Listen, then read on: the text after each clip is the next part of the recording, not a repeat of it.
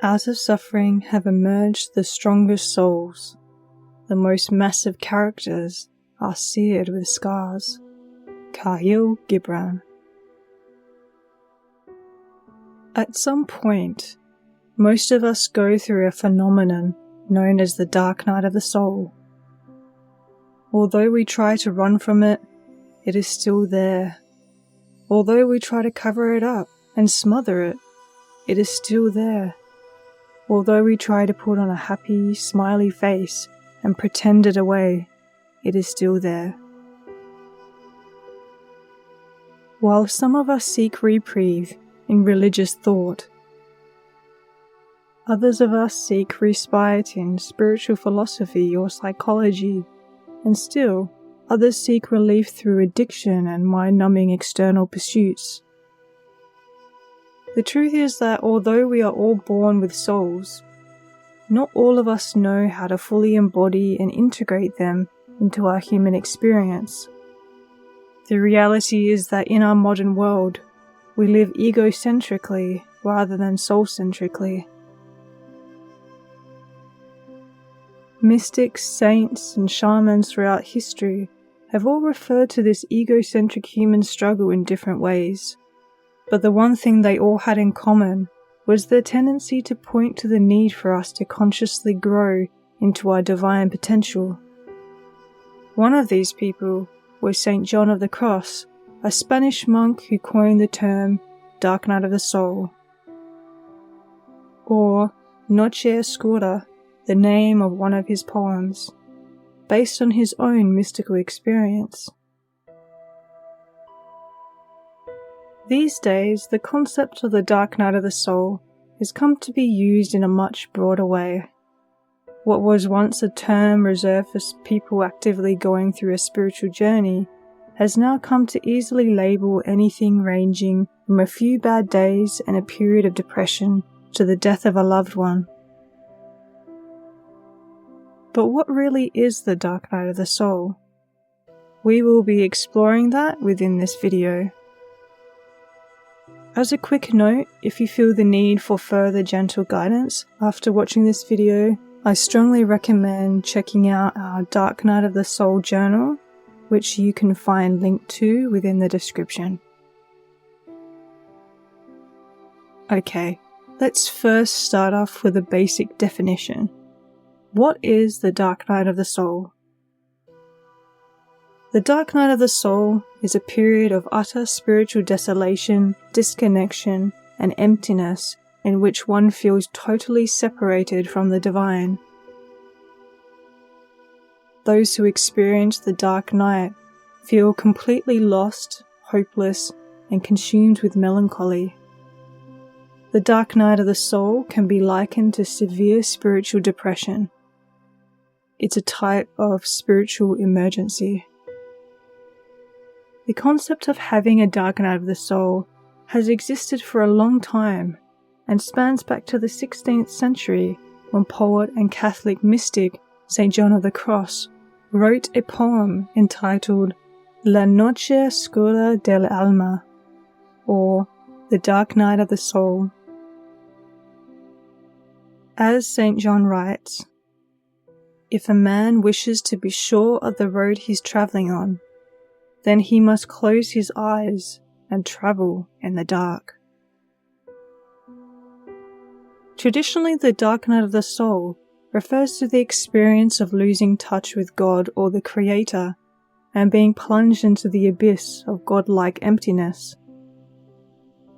The modern understanding of having a dark night of the soul, however, is not exclusively a religious one, but can often mean losing all meaning in life, feeling out of touch with the divine, feeling betrayed or forsaken by life, and having no solid or stable ground to stand on. Some of the heaviest questions we ask during this period include, for example, why am I alive? Why do good people suffer? What is truth? Is there a God or afterlife? And what is the point of living? Dark night and depression. Is it the same thing? the dark night of the soul is not the same as depression. Although depression shares many of its characteristics with the experience of having a dark night of the soul, it can often be treated and sometimes cured with medications, cognitive behavioral therapy, mindfulness practices, lifestyle changes, and so forth. Furthermore, depression often has its roots in biological chemical imbalances and/or unhealthy thought patterns, and often comes as a result of personal loss, mental illness, physical illness, abuse, genetics, and so on. However, while the dark night of the soul isn't the same as regular depression, it can be thought of as spiritual depression. One of the biggest differences between the dark night of the soul's depression and regular depression is that the dark night is primarily a spiritual and existential form of crisis that can't typically be treated or cured with therapy or psychiatry. Therefore, those of us going through the dark night can often feel an increasing sense of hopelessness, unease, and despair as we discover that no one can save us but ourselves, and perhaps even the presence of something that is greater and far more wise than we are. Inevitably, this makes us feel even more alone, frustrated, and confused about the world and about ourselves. I am intensely aware of what it is like to experience complete psychological and spiritual desolation, and although the feeling seems endless, there is a light at the end of the tunnel if you just know where to look. 7 Omens that herald the dark night of the soul. I am a forest and a night of dark trees, but he who is not afraid of my darkness will find banks full of roses under my cypresses. Friedrich Nietzsche. Thus spoke Zarathustra. What's the difference between the dark night and depression, you may still wonder? Even back in the 16th century, St. John of the Cross himself was at great pains to distinguish the dark night from mere melancholia or depression. After all, the symptoms of the dark night of the soul are not that different from depression. But while depression is psychological, neurological, or biological, the dark night heralds deep-seated changes occurring within us known as spiritual transformation. Here are 7 omens that you might be going through a dark night of the soul. Number 1. You feel a deep sense of sadness, which often verges on despair.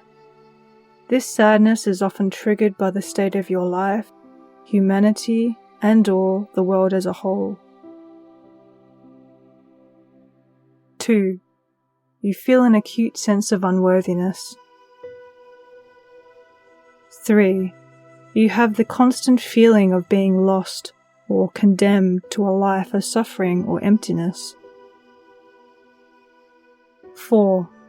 You possess a painful feeling of powerlessness and hopelessness. 5. Your will and self-control is weakened, making it difficult for you to act. 6. You lack interest and find no joy in things that once excited you. 7. You crave for the loss of something intangible, a longing for a distant place or to return home again. If you would like to discover whether you're going through a dark night of the soul or not, see the link in our description to our Dark Night of the Soul test. The ultimate difference between regular depression and the Dark Night of the Soul's depression is that regular depression is usually self-centric, whereas the Dark Night's depression is philosophical in nature and is accompanied by existential reflections such as, why am I here, and what is my purpose?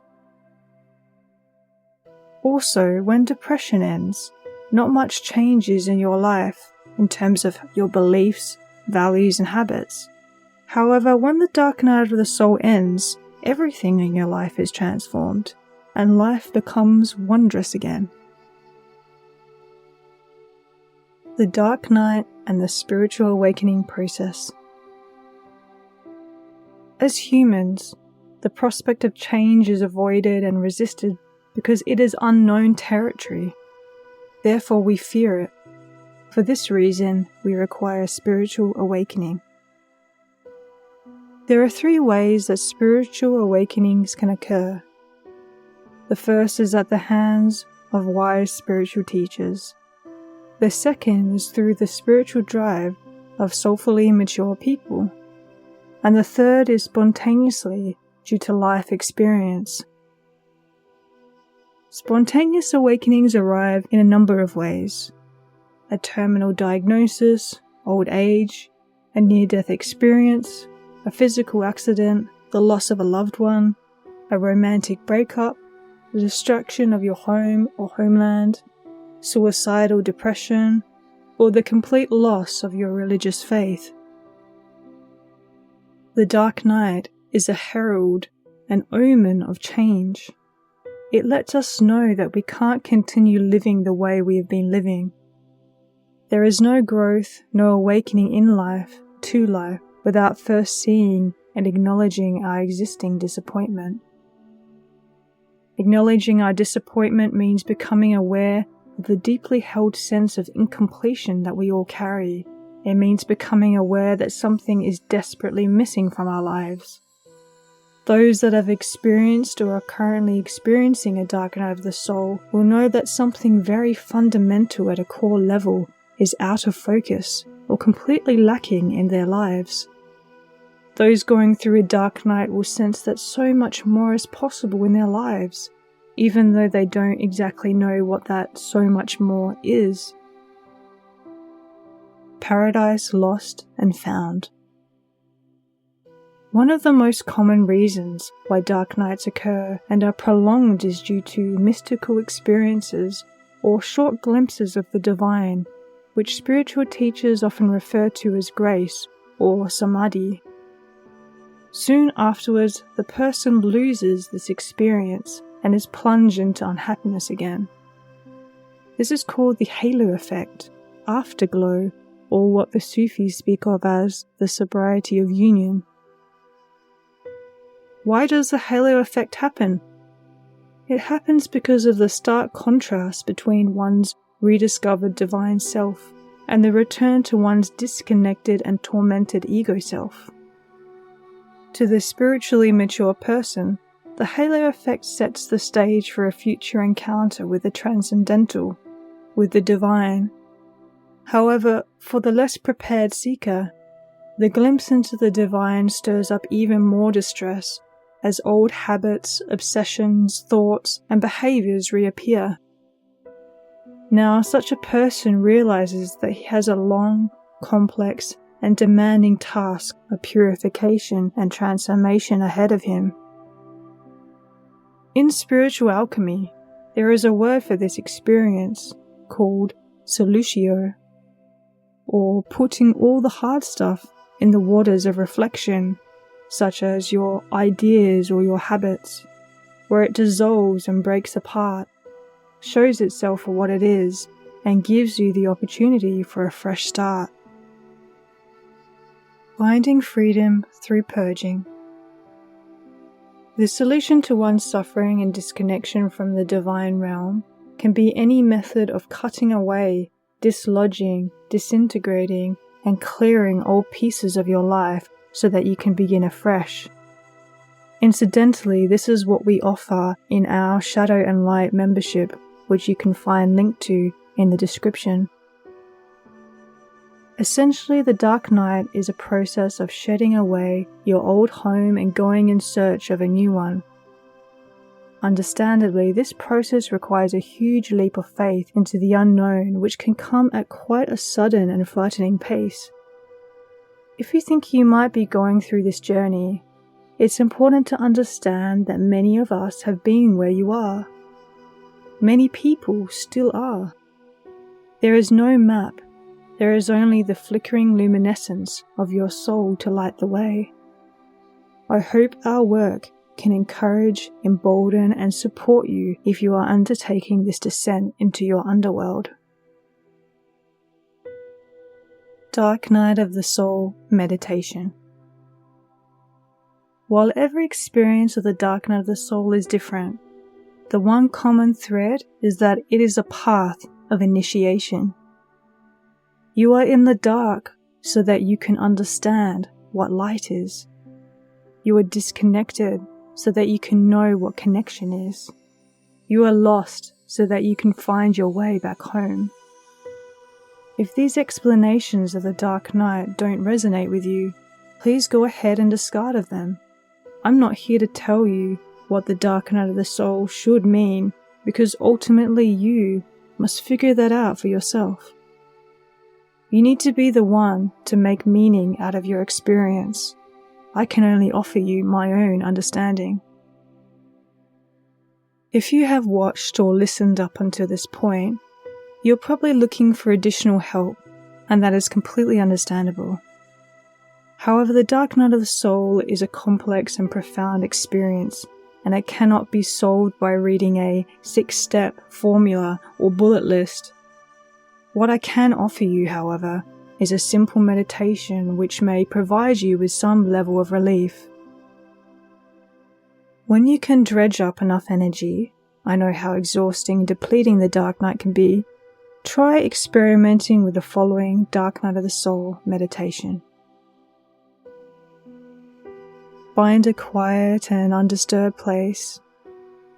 If you like, play some celestial or ethereal music in the background to set the mood. Lie down and close your eyes. For a minute or two, focus on your breath. Feel your chest rise and fall. Once you feel connected with your body, shift your focus to creating an image of yourself walking through a dark forest.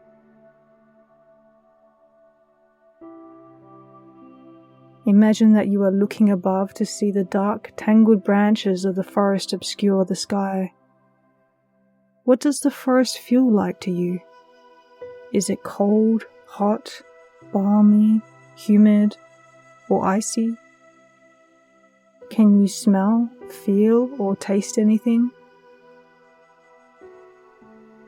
As you keep walking through the dark forest, the path in front of you seems endless. The atmosphere feels deathly and melancholic. Suddenly, a white wolf emerges from the trees. It looks at you with intelligent and kind eyes and begins to accompany you as you walk. Your feeling of loneliness lifts slightly as you enjoy the company of your animal friend. Suddenly, the wolf beside you stops and stares intensely into the dark trees ahead of you. You peer ahead but cannot see anything but dark shadows.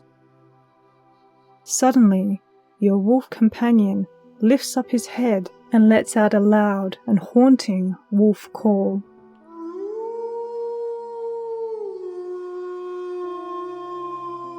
The hairs on the back of your neck stand up. Just after the wolf stops howling, a white light slowly emerges from deep within the forest. At first, the light is a tiny and little pinprick, but as you walk towards it, the light becomes bigger and brighter. A feeling of hope begins to fill you. Tentatively, you start jogging towards the light. You notice that the faster you run, the bigger the light gets. The closer you move to the light, the more open and expansive you feel. You pick up your pace. The feeling is exhilarating. Far behind you, the white wolf howls again.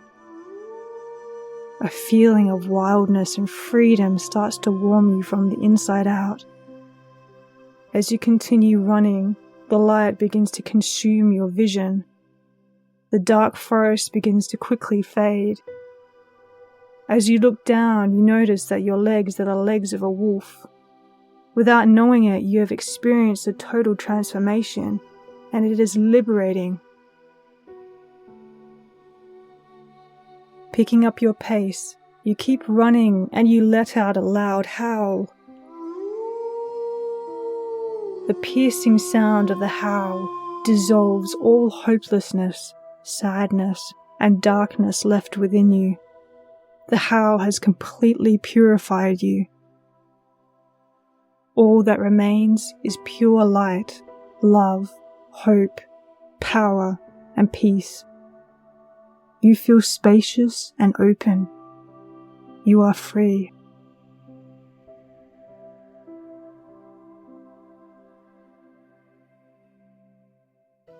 Enjoy the feeling of freedom for as long as you wish.